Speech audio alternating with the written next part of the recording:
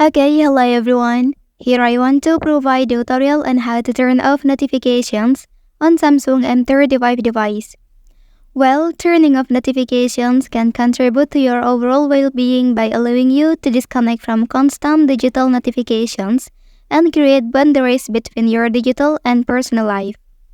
It also promotes mindfulness and reduces screen time. Okay, so let's go to the tutorial. To start the process, access the settings menu on your device. So here, navigate to the notification section. Okay, and then select app notifications.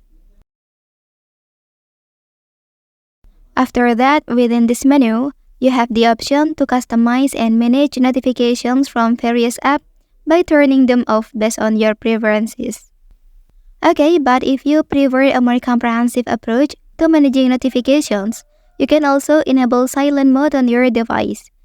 To do so, access the control center and then tap on the desired icon repeatedly until the device switches to silent mode. Okay, this action mutes all incoming notifications and alerts, providing a peaceful and distraction-free environment.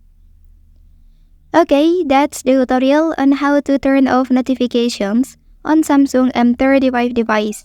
If you are helped by this video, don't forget to like and subscribe to get other information from this channel. Thank you.